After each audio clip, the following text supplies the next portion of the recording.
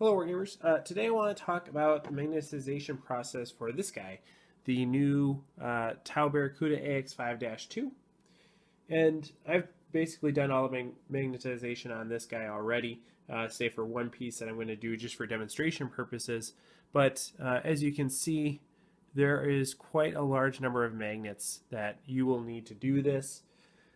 But the good news is they're mostly the same size. So something that few other Games Workshop or Forge World models actually have is this instruction booklet that actually tells you how many magnets you're going to need, because something that Forge World is doing now is including these holes, these anchors for magnets, and so they are kind enough to tell you the number of magnets that you are going to need. Now I realize that it's not focusing super well, but it's over here in the component section. And they say you need up to 4 8x2 millimeter, 37 6x2 millimeter, 6 4x1 millimeter, and 4 8x2 millimeter. So up to a total of 8 8x2 millimeter magnets. I used fewer than that, and I also used different sizes. I just used what was available to me, so I ended up getting, let's see here, about 53 16ths by 1/16 magnet, and then about another 10 that are 1/8 by 1/32. So 53 16ths by 1/16 and 10 1/8 by 1/32 inch magnets, and that worked well for me. So so it comes with all the different holes already made for you, and for the most part they're much larger than what you actually need. Now part of that is because I went from metric to English units, but even if you weren't doing that, I think the holes would still be a little bit too big, and that's fine. Just it gives you a little bit of wiggle room in case you mess up, you need to get that magnet out of there. You can do that without harming the model, which is great. The only exception to that are these little, there we go, this little guy. This is the piece that you would need up to 6 of those thin magnets for. You can see there's 3 anchorage points here, but I only ended up using 2. So, that cuts down magnets. I have those for my stockpile for later, but these magnets fit very, very snugly inside the holes that are provided. So that's good.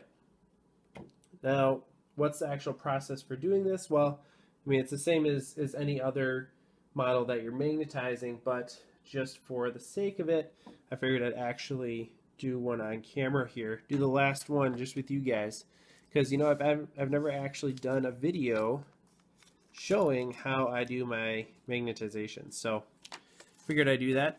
First thing, of course, is just to get some green stuff going. You don't need very much. In fact, what I have here on my fingertip is going to be more than enough for the magnets that we're going to do right now. But of course, I'm just pinching this to get it green,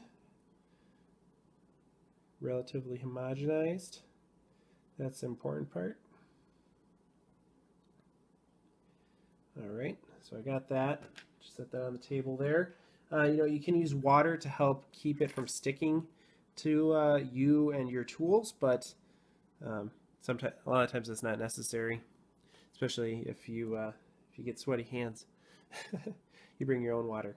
But yeah, so this is the last piece that I have. It's just the missiles, and of course, this whole thing was super easy to assemble. And I guess that, well, I'll talk about that in a second. Very easy to assemble.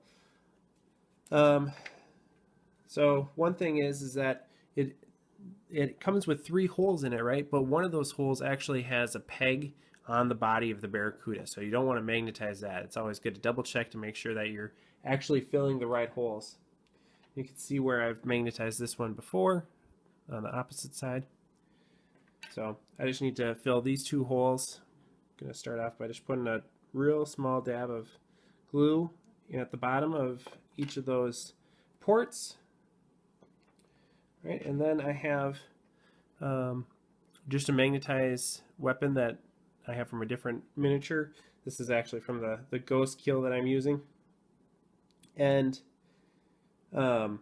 this is something I do every time I magnetize, as I take a weapon from a different model and use it to determine the direction of the magnets that I'm using. That way, every weapon that I have is magnetized in the same orientation, the same polarity, and I can use any weapon on any model instead of having them being model specific. So in this case, this is a weapon, so I know I want it to have the same magnetization as the fusion blaster here, which means that I know that I want the polarity that is going into the model, into the weapon here, to also go into these missiles. So I just took a drill bit here, and that works out really well for me. Of course, it's magnetic, so the magnet sticks to it. And I'll just split this little piece of green stuff in half, right, and put the green stuff around the magnet, just so it has something to hold on to. Right, just like that. And then I can go ahead and put that right in the center of the missile. And I missed a little bit, so I just want to take my knife here and nudge it over until it's in the right spot. Push down that green stuff. Make sure it's kind of hugging the magnet and also the bottom of the port there. And just put a little bit of glue on top. Now you don't want to put too much glue on there because that will harden and create a dome on top of the magnet, so you won't have as good of a fit. So you just want a little bit of glue on there. Alright, so one down, one to go. Oop. Repolarize my magnets, make sure I'm going the right direction.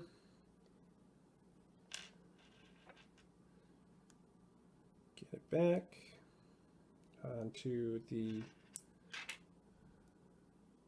drill bit.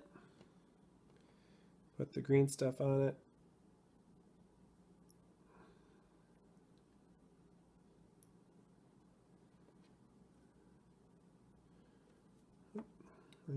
I used such a small amount of glue that it dried up in that period of time, so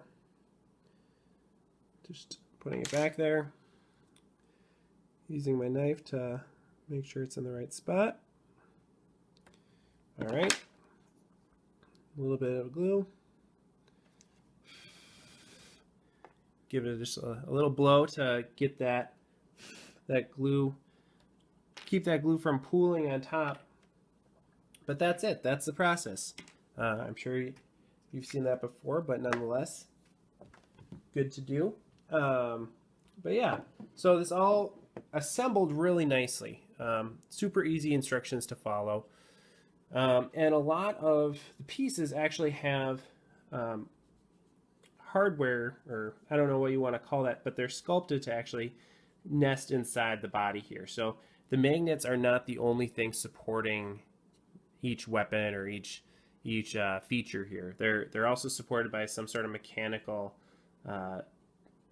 socket. So everything goes in very easily and fits really snugly. It's great.